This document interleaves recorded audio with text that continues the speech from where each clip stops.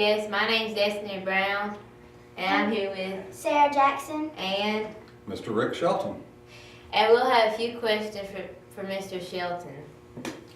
Rick Shelton is a writing consultant and author who spends more than 120 days a year visiting classrooms to work with students and their teachers. As a result of his work in schools, Mr. Shelton has written Right Where You Are, Strategies for Teaching 4 Modes of Writing, which offers teachers practical approaches for improving students' writing and preparing them for state writing assessments. Thank you, Mr. Shelton, and welcome to our show. We'll have a few questions for you.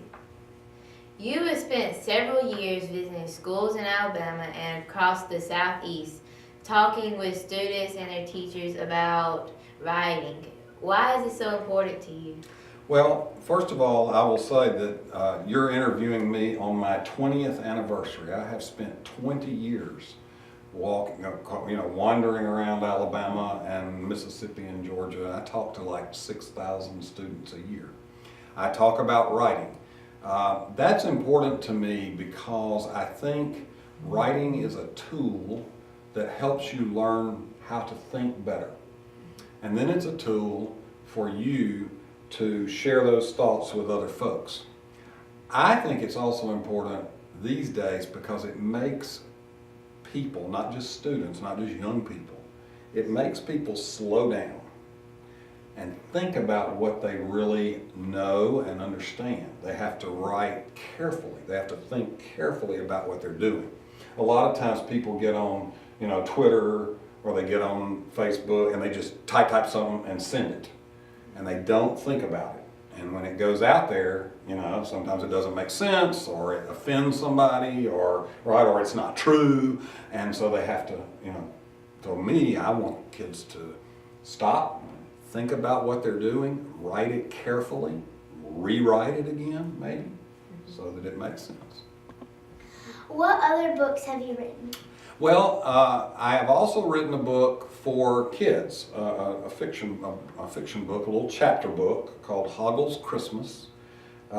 It's a really nice book for like 2nd, 3rd graders, maybe 4th graders. It's extremely well written. It's a wonderful book.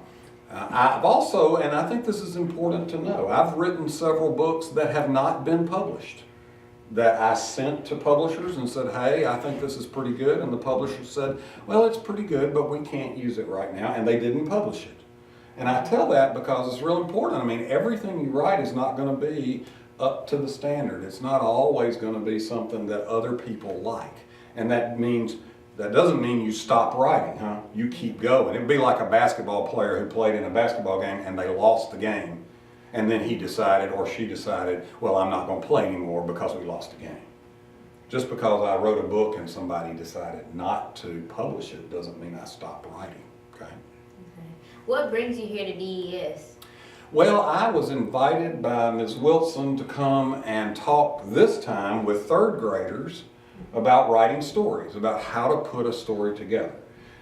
And we've had 2 days. This is the 2nd day, and I'll be back again tomorrow.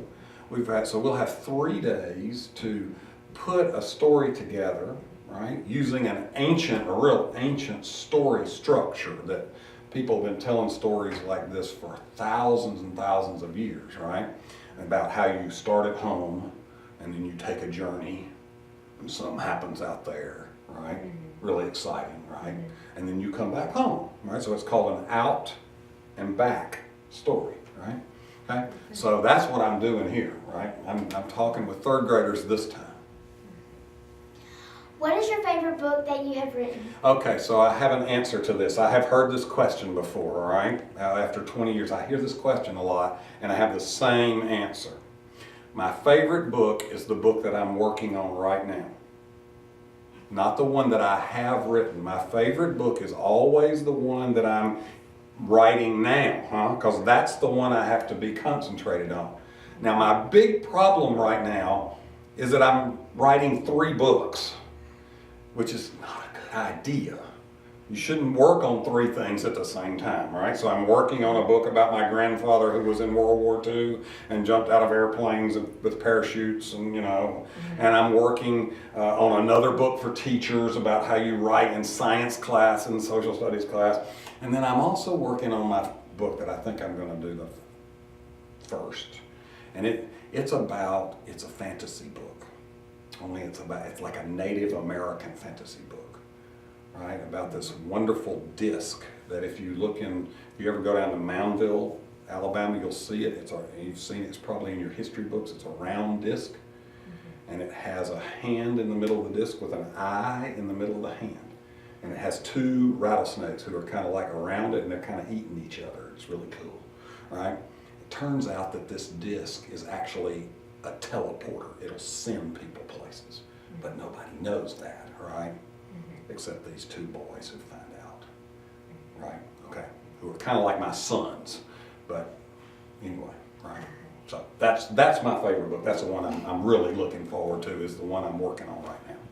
Okay, we're studying the 7 habits of highly effective people. Our habit for the month is seek first to understand, then to be understood.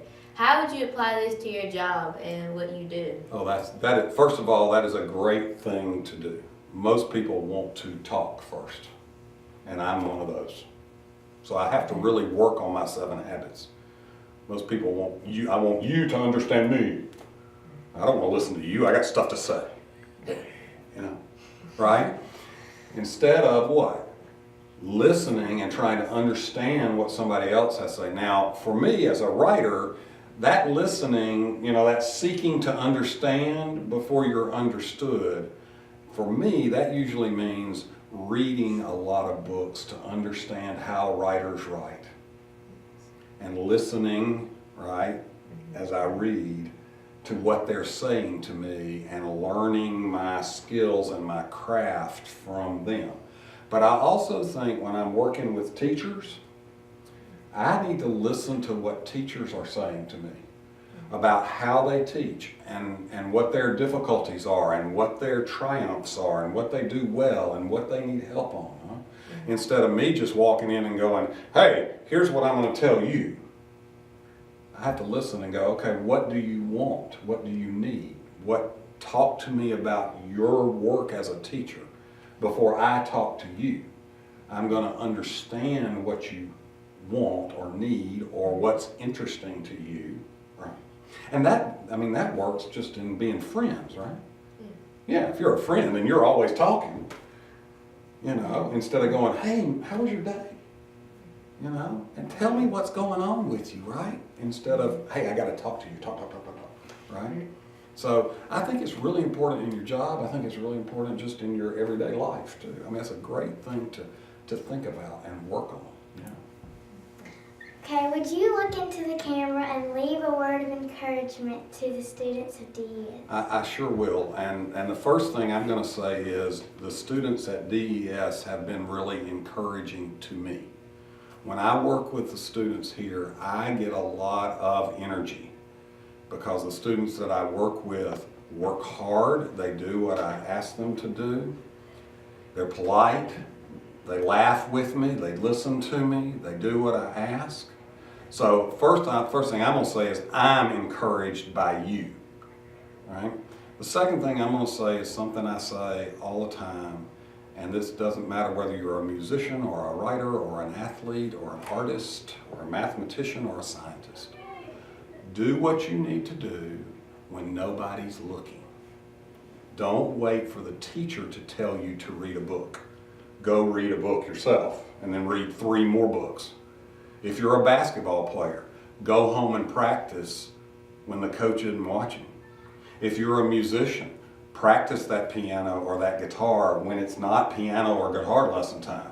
If you're an artist, go home and draw. Don't wait for the art teacher to tell you. Does that make sense? Do things before people ask you to, right? And I would say, remember, that's how you get better at things, is to do them when nobody's watching. Right? Practice when nobody's watching. And I know you can do it, and I know you'll see big results when that happens. You'll become a better artist or a better musician or a better writer or a better reader. You are a better mathematician or a better softball player if you practice when nobody's watching. Okay? So thanks again for having me. It's great. We're glad you're here. Oh, my pleasure always to be with DES. It's a great school. All right. And like we always say, have a great day or not. The choice is yours.